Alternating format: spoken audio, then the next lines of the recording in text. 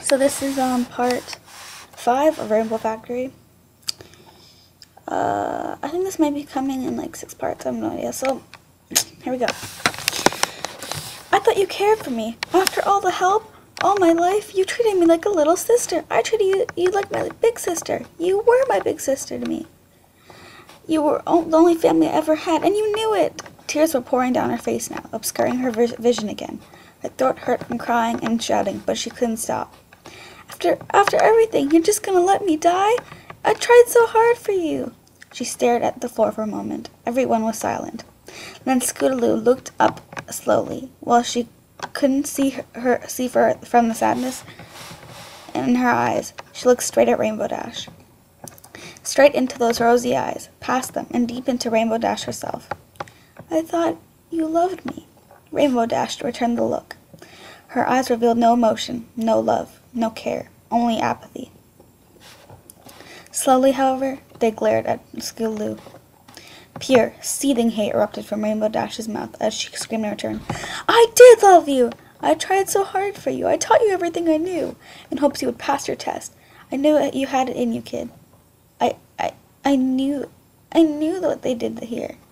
Ever since I performed the Sonic Rain Boom, they approached me. They wanted to find more ways to make Spectrum.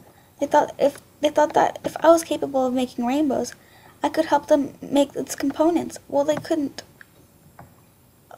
But I learned a lot about this place. I'm the manager here now, you know. I worked my way up in secret, pretending to be simply weather control.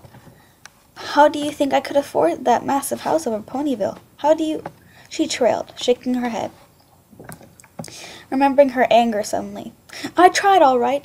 It was up to you to save yourself. You didn't just fail yourself. You didn't fail Cloudsdale. You failed me. You failed me. That's the worst thing you could have done. You're not just dead to Cloudsdale now. You're dead to me. The room tilted as Scootaloo tried to comprehend what she was told. Her mind broke as she was totally unable to focus on anything. She stumbled slightly until Orion held open a wing. She clung to it for stability. Rainbow Dash noticed this and pointed and yelled in fury. You can't have happiness. You ruined me. Now I'll ruin you. Workers. The brown one. Him first. No! Scootaloo, Aurora, and Orion all jumped. The suited ponies cornered Orion, pushing the other two to the side. He tried to leap out of the way, to run, and one of the stallions spun around and kicked him. The hoof connected to his shoulder, and Orion collapsed with a shout. Get back! More suits yelled at Aurora and Scootaloo as they dragged the whimpering Orion to the front of the room. The machine at the back started humming to life, and the assembly of chains lifted off the top and moved towards the floor. Everyone noticed that there were shackles now, and the suits collapsed Orion into them. Braving a look up, he turned to Scootaloo. Don't worry, Scoots. I love you. Goodbye. Goodbye, Orion. Scootaloo gasped. I love you too.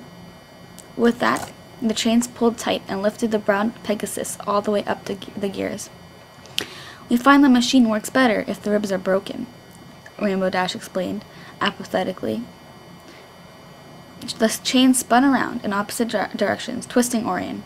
His screams almost covered the echoing pops and shattering noises. One or two jagged bones tore through his side, and his yells faded to a slow, quiet rattle of breath. The chains untwisted, and then the shackles opened, dropping the shattered pony into a single opening. With horror, Scootaloo watched, her brain overcome with what was happening, detached from all emotion. She noticed that the top of the machine wasn't rusty, it was blood. Blood was just like what was being tossed up from the mangled remains of Orion, as the rest of his body was swallowed into the great machine, finishing with one lone hoof directed straight up, and there was nothing left.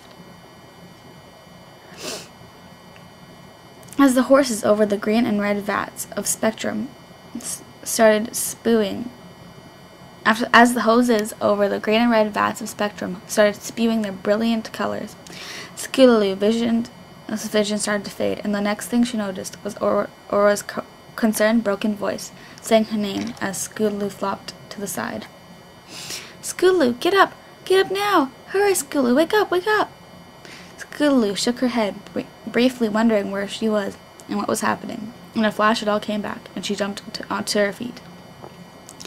Aurora was shaking her, fright encasing her face. The suits were starting to approach the two now, tasers and shackles up and ready. "Scootaloo, they're coming for us! What do we do?" Scootaloo looked for an opening. The doors were blocked, except for one on the scaffolding. The suited ponies were slowly approaching, not rushing in order to prevent the fillies from freaking out. Fear was their tool. Scootaloo spun around, looking for an exit. There was only one. She realized. "I have a plan," she whispered to Aurora. "What's that?" "Clear, fly, fall, complete." Aurora nodded in understanding, her eyes widening. She repeated louder now, so the other frightened fillies could hear. "Clear, fly, fall, complete. Got it." 1.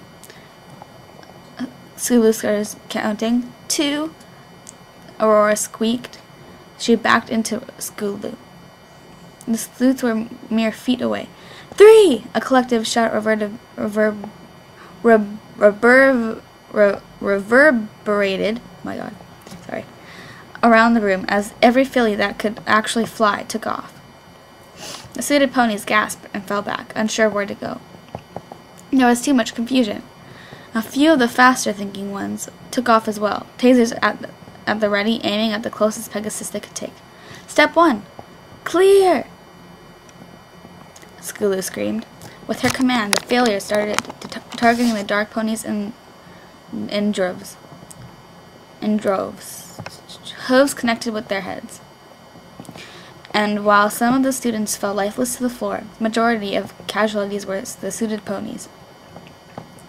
Scootaloo and Aurora landed on the scaffolding right by the door and raced to open it. It was locked. "Oh God, what do we do now? We're still unclear," she shouted. Turning around and bucking the door. Aurora followed her, focusing the brunt of her blows on the part of the wall where the latch would be. Rainbow Dash, on the other side of the scaffolding, recovered from her initial shock of the rebellion and noticed Scootaloo pounding on the door. "Kill her!" she screamed at the other important-looking ponies. "Kill her!" She started to gallop toward the fillies, forgetting her wings momentarily. Scootaloo closed her eyes, pounding harder and harder on the door. It started to creak and splinter. Any second now, she thought. Rainbow Dash will get here. It's over. I'm doomed. She would have cried, but there were no more tears left. Nothing came. The door started to split from its frame now, leaning inward. It wouldn't be long until it was open. She opened her clenched eyes, peeking up at the scaffolding. All the remaining ponies were pressing together, holding the enraged blue Pegasus and her cronies back. They wouldn't last long, however, as Scootaloo watched. Twitching and yelping ponies were falling to the floor below, some even landing in the great maw of the spectra machine. The pink pony from levitating acres was there, and she turned to Scootaloo and Aurora just as the door blew back into the hall behind. "Fly!" the pony demanded with pain in her voice. She opened her mouth to speak again, but was cut short as the pile of Pegasus blew apart. With Rainbow Dash standing enraged in the opening, she was on her two back hooves, her front two rolling in the air. A small gash down her side leaked red, and her multicolored mane was torn in a patch. An unearthly howl passed her lips, and Aurora's eyes drained of any sanity that was left. "Come on, Aurora," Scootaloo pleaded as she spun around. "We've got to fly, if we're going to live." I can't. This is too much. I haven't healed." Aurora looked at Scootaloo with wide open eyes. "You go, Scootaloo. Tell everyone what happens here. Let them know." She glanced back at the wall of students, almost bare now.